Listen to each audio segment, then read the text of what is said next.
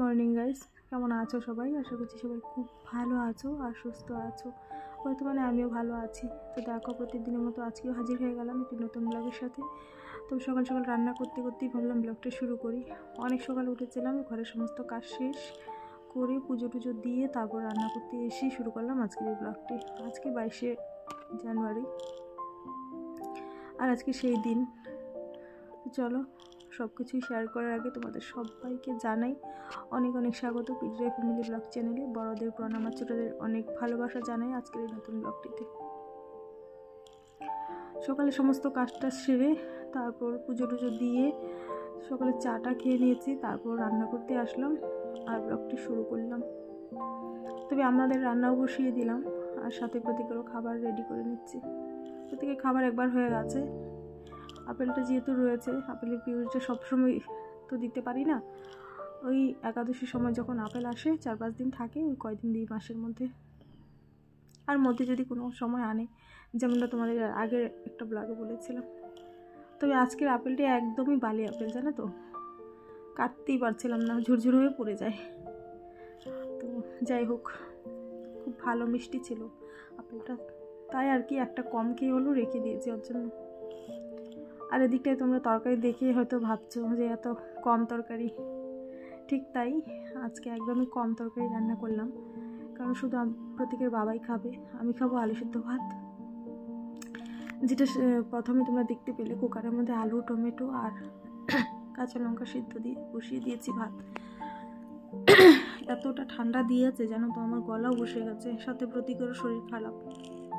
এই ব্লগটি ছিল 22শে জানুয়ারির, আর আজকে 24 তারিখ।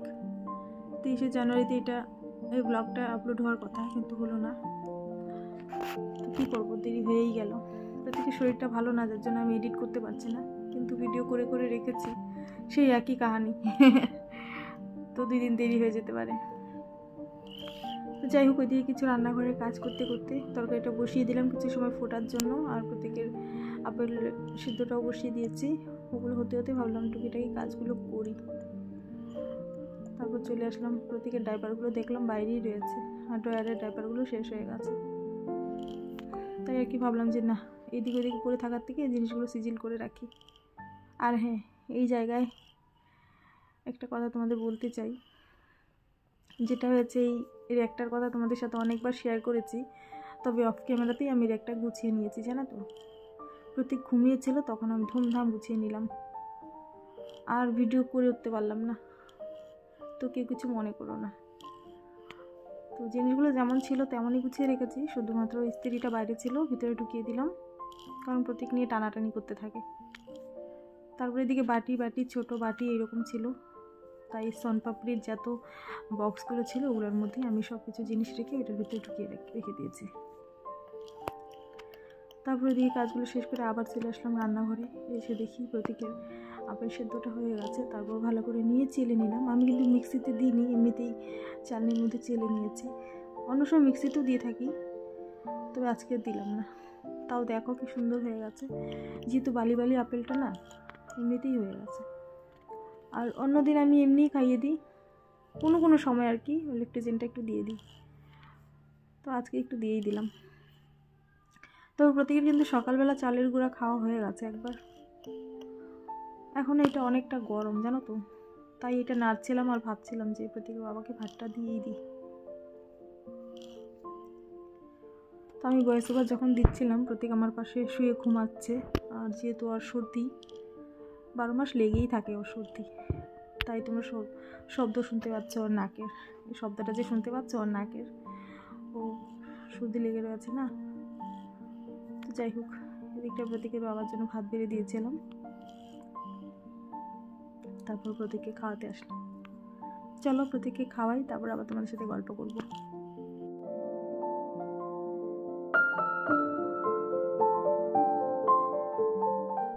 এদিকটায় দেখো, প্রত্যেকের বাবারও খাওয়া হয়ে গেছে আর প্রত্যেকেরও খাওয়া হয়ে গেছে, আর প্রত্যেককে আমি ঘুম পাড়িয়ে দিয়েছি কিন্তু। তো যাই হোক, কাজের ফাঁকে তোমাদেরকে একবার দেখিয়ে দেবো। আর এদিকটায় তারপর এসে আমি আমার জন্য আলু সিদ্ধটাও মেখে নিয়েছি, যেহেতু আমি আলু সিদ্ধ দিয়ে ভাত খাবো। আর টমেটো দিয়েছি, যার জন্য আলু সিদ্ধটা একটু লাল লাল হয়ে গেছে। ওই যে দেখো, বাবু ঘুমিয়ে আছে। আর চারিপাশে বেলুন অনেকগুলো ফুলিয়ে দিয়ে দিয়েছে, বেলুন দিয়েই খেলা করে। তো যাই হোক, দেখো যেহেতু আলু সিদ্ধ ভাতই খাবো, তাই আর বেশি কথা না বলে তোমাদেরকে বলে রাখি, আজকে যেহেতু তোমাদের সাথে ওই প্রোটিন পাউডার শেয়ার করব, তবে একটু বড় হয়ে যেতে পারে ভিডিওটা, একটু ধৈর্য সহকারে তোমরা একটু কষ্ট করে দেখে নিও আমি কিভাবে তৈরি করি। তো চলো খাওয়া দাওয়াটা করে নিই, তারপরে এসে আবার তোমার সাথে গল্প করবো।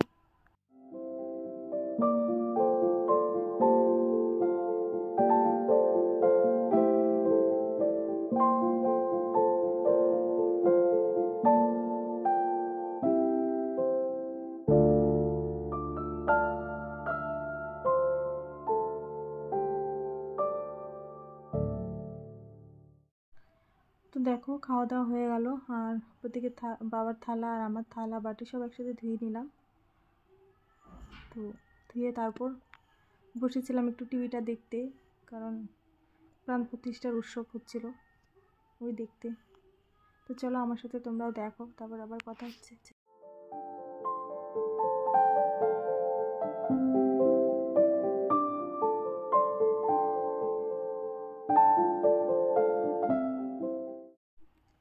অনেক সময় বসে প্রাণ প্রতিষ্ঠার এসে দেখি, প্রোগ্রাম দেখলাম, তারপর ছাদে চলে গেছিলাম, ছাদে গিয়ে কমলা খেলাম রোদের মধ্যে দাঁড়িয়ে দাঁড়িয়ে। তারপর ঘরে আসলাম, এসে দেখি প্রতীক উঠে পড়েছে। তারপর তো দেখতেই পাচ্ছ খাইয়ে দিচ্ছি ওকে ভাত, আর ওকে ভাত খাওয়ানোর জন্য নিয়েছিলাম আলু সেদ্ধ আর একটু ফুলকপির ঝোল। তারপর ওকে খাওয়া দাওয়া করে রেখে তারপর চলে আসলাম সেই মূল কাজে। অনেকক্ষণ তোমাদেরকে বসিয়ে রাখলাম এই কাজটা দেখার জন্য। তো যাই হোক, সবাই যেহেতু এই অবধি দেখে নিয়েছো, আর একটু সময় বাকি আছে, দেখে নাও। আমি সমস্ত জিনিসগুলো রেডি করি, তোমরা দেখতে থাকো।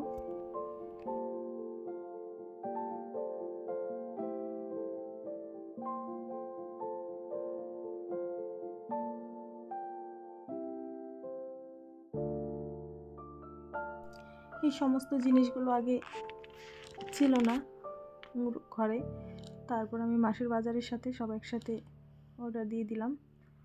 তো ওইগুলো সব কিছু আমি বিগ বাস্কেট থেকে নিলাম।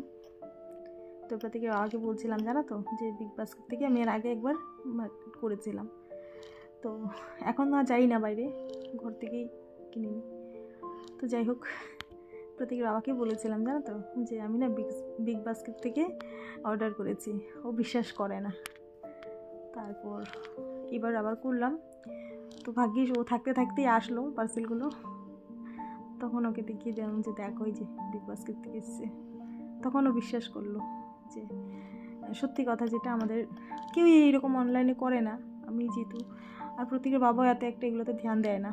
আগে তো তোমরাও দেখেছিলে যে আমি গিয়ে কিনে নিয়ে আসতাম মাসের বাজার টাজার, কিন্তু এই 3বার না 4বার মতো হয়ে গেল, এখন আর যাই না।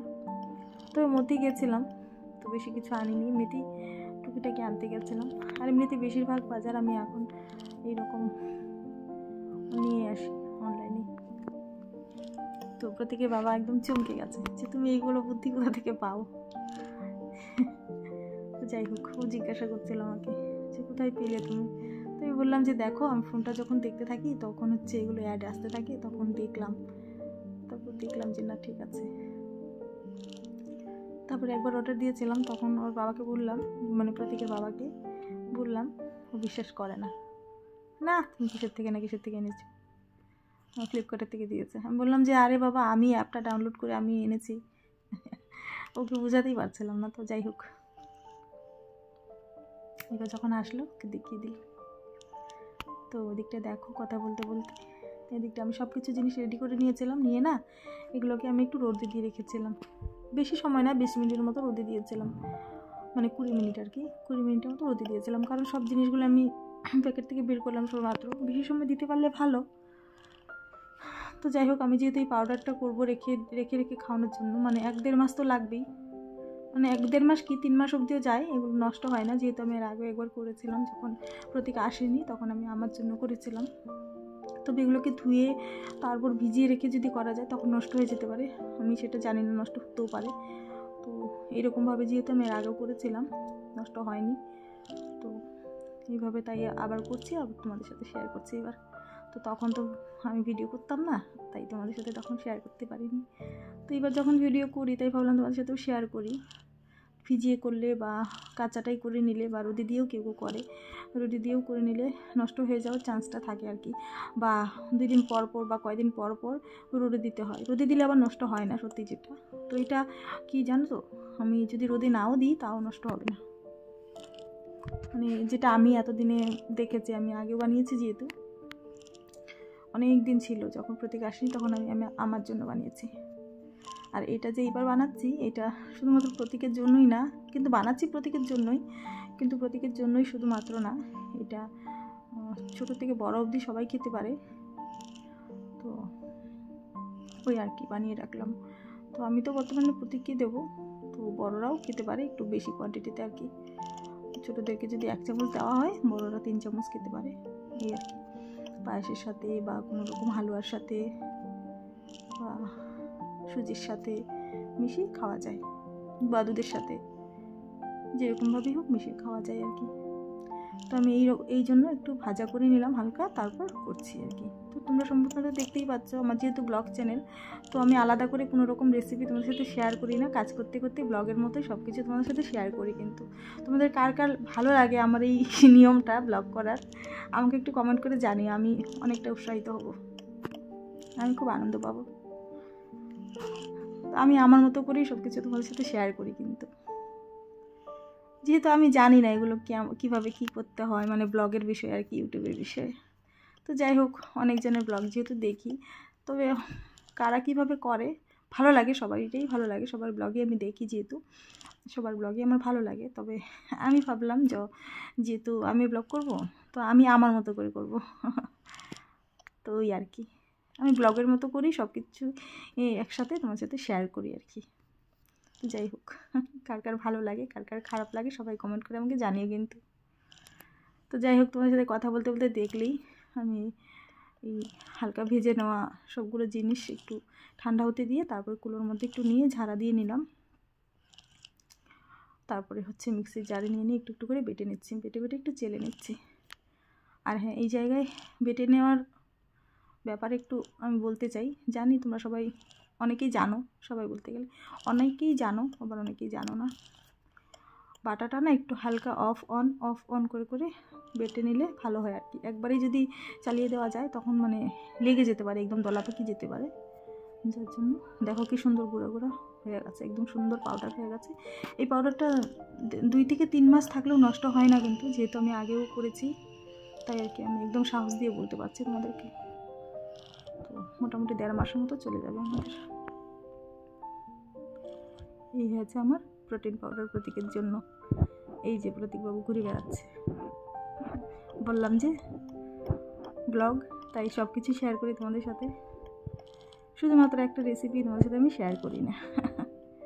তো যাই হোক, অনেক টাকার প্রোটিন পাউডার, যদি এই প্রোটিন পাউডারটা বাজারে কিনতে যেতাম তো কতটা টাকা লাগতো বলো। তো একদম পিওর হয়ে গেল, বাড়িতে করে নিলাম, আর একটু কম খরচাতেও হয়ে গেল, কিন্তু খেতেও একই স্বাদ আর প্রোটিনটাও একই পাওয়া যাবে। হয়েছে না ভালো? তো যাই হোক, কার কার পছন্দ হয়েছে আমার এই রেসিপিটা আমাকে সবাই কমেন্ট করে জানিও। তো চলো, হয়ে গেছে আমার রেডি প্রোটিন পাউডার। আর ব্লগটাও এখানেই শেষ করছি। তোমরা সবাই ভালো থেকো, সুস্থ থেকো, ভালো লাগলে লাইক করে দিও। টাটা।